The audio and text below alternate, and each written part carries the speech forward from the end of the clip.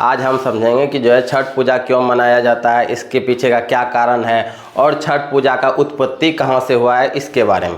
चलिए आज हम डिटेल्स में समझने का प्रयास करते हैं कि छठ पूजा का जो है प्रारंभ सबसे पहले कहाँ से हुआ है। क्योंकि हम बिहार में रहते हैं तो बिहार का प्रमुख त्यौहार होता है छठ पूजा, और छठ पूजा के बारे में हम सबको डिटेल्स में पता होना चाहिए कि छठ पूजा हम लोग क्यों करते हैं और इसकी उत्पत्ति कहाँ से हुई है। चलिए हम डिटेल्स में समझने का प्रयास करते हैं।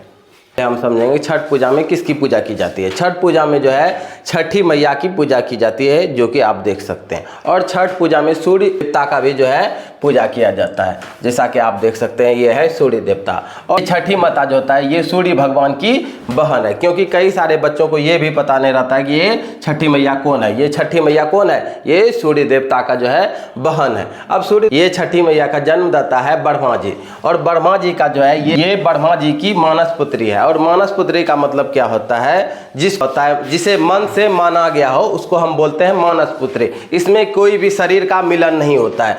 ब्रह्मा जी इसको जो है जी ने छठी मैया को जो है अपने तप से जो है इसको जन्म दिया है। तप से का मतलब होता है कि इसको किसी ने छठी मैया को मांगा, मन से मांगा कि जो है हमको ऐसा पुत्री होना चाहिए, और ब्रह्मा जी ने बोल दिया कि ठीक है तथास्तु मिल जाएगा। और इसको जो है ब्रह्मा जी ने जो है अपने तप से और जो है अपने तप से जो है उसको ये छठी मैया का जो है जन्म दे दिया, जिसे हम मानस पुत्री कहते हैं। मानस का मतलब होता है जिसे मन से मांगा गया हो और उसका जन्म हो गया होगा। इसमें से दो शरीर का मिलन नहीं होता है और जन्म दे दिया है। कौन दिया है? ये ब्रह्मा जी ने दिया है। किसको? ये छठी मैया को दिया है। और छठी मैया का हम पूजा क्यों करते हैं इसके बारे में समझते हैं।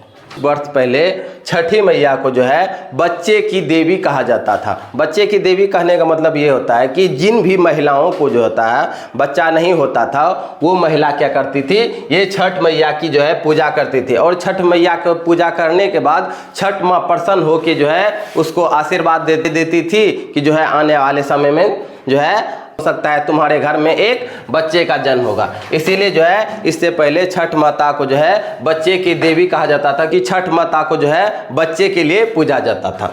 अब हम समझ ले कि छठी माता को जो है बच्चे की देवी कहा जाता था। उसमें से क्या होता था? कहा जाता था उसको बच्चों के लिए जो है छठ माँ को जो है अर्घ चढ़ाते थी और पूजा करती थी, जैसा कि हम देख सकते हैं। इसीलिए जो है छठी मैया की गोद में जो है बच्चा है, क्योंकि इसको बच्चे की देवी कहा जाता था। लेकिन सूर्य भगवान का पूजा क्यों किया जाता था?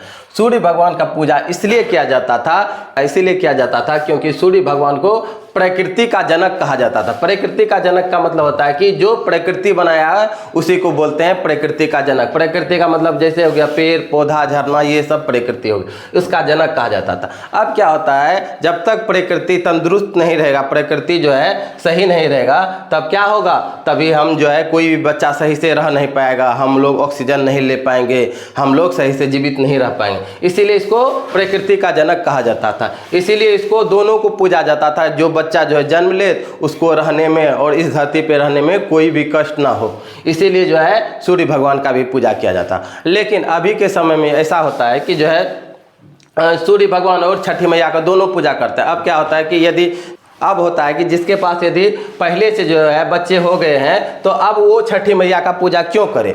छठी मैया का पूजा अब इसीलिए किया जाता है जिसके पास बच्चे, इसका फैमिली जो है एक अच्छी तरह से जी रही है, उसकी सुख समृद्धि के लिए जो है छठ माता की जो है पूजा की जाती है। जैसे होता है ये छठी मैया की जो है पूजा की जाती है। जैसा कि आप देख सकते हैं इसकी एक फैमिली है। अब इस फैमिली को तंदुरुस्त रखने के लिए, इसको कोई बीमारी ना हो, इसको कोई कष्ट ना हो, इसीलिए जो है छठी मैया का जो है पूजा किया जाता है, जिसके पास ऑलरेडी जो है एक फैमिली होता है। इसीलिए जो है छठी मैया का पूजा किया जाता है। और सूर्य भगवान को अर्घ हम इसीलिए देते हैं क्योंकि जो होता है ये प्रकृति को बचा के रखे, ये ऑक्सीजन को सही से संतुलित करके रखे, और जो होता है हमारी प्रकृति सही रूप से हो पाए, हमारी फसलें अच्छी से हो पाए, धान अच्छी से हो पाए, मकई अच्छा से हो पाए, उसके और सारे फसलें भी जो है बहुत अच्छा से हो पाए। इसीलिए जो है हम लोग सूर्य भगवान की पूजा करते हैं।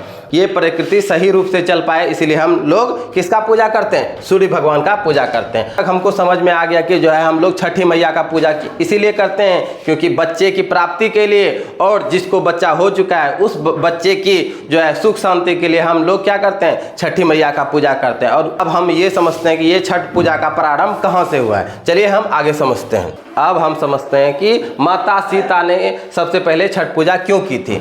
अब देखिए, जब प्रभु श्री राम 14 वर्ष जो है वनवास काट कर जो है रावण का वध करके जो है अपना अयोध्या लौटा, तो वहाँ पे क्या होता है, एक राजसूय यज्ञ करवाया गया। राजसूय यज्ञ में जो होता है कई सारे मुनि को बुलाया गया। अब कई सारे मुनि को बुलाया गया, सारे ऋषिगण को बुलाया गया, तो उसमें से एक ऋषि था जिसका नाम था मुंदगल ऋषि, और उसने बताया कि जो है अब इस रावण की जो है मृत्यु के बाद जो भी आपके अंदर में पाप हुआ है, उस पाप को दूर करने के लिए आपको जो है छठी माता का जो है पर्व करना पड़ेगा। और सीता माँ को बता दिया कि जो है आप जो है मेरे जो है बता दिया कि जो है आप मेरे आश्रम आके जो है छठी माँ के लिए पूजा कीजिए, जो है प्रभु श्री राम का और सीता का जो है इस पाप से मुक्ति मिल पाए। इसीलिए जो है माँ सीता ने पहली बार मुंगेर जाके जो है पहली बार जो है छठ पूजा किए, जिसमें से प्रभु श्री राम भी जो है उसका सहयोग किए,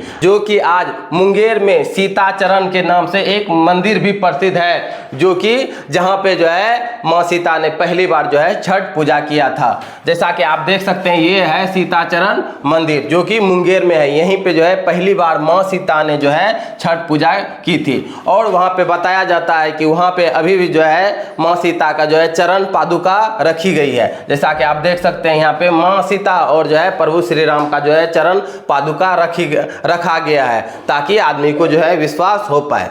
जो है छठ पूजा की परंपरा वहीं से जो है शुरू हो गई। छठ पूजा का लेख महाभारत में भी मिलता है। सूर्यपुत्र कर्ण ने भी जो है सूर्य का जो है पूजा किया था, और पूजा करने के बाद कहा जाता है कि इसको जो है एक बाहुबल, एक आत्मशक्ति की प्राप्ति हुई, ताकि जो है ये युद्ध में सही से अपना परफॉर्मेंस कर पाए या सही से काम कर पाए, इसको इतनी शक्ति मिल गई थी। और बताया जाता है कि सबसे पहले जो होता है महाभारत में जो है द्रौपदी ने भी जो है सूर्य भगवान का पूजा किए थे। और सूर्य भगवान का पूजा इसीलिए किए थे कि जब ये द्रौपदी का जो है पांचों पति पांडव जुआ में हार गए थे, तब इसने जो है सूर्य भगवान की जो है पूजा किया था, अपनी पति की सफलता के लिए मिल पाए और पति को एक ऐसी समझ आए कि जो है वो सभी से सही ढंग से जो है लड़ाई कर पाए। इसीलिए जो है ये सूर्य भगवान की पूजा करते थे, ताकि जो है उसके परिवार तंदुरुस्त सही से रह पाए और उसमें एक ऐसी शक्ति आए जो कि आगे चल के उसको जो है महाभारत में काम आता है कि जो है कौरवों से लड़ने में। हम इस द्रौपदी ने सबसे पहले देव सूर्य मंदिर में जो है पूजा किए थे, जो कि औरंगाबाद में अभी पड़ता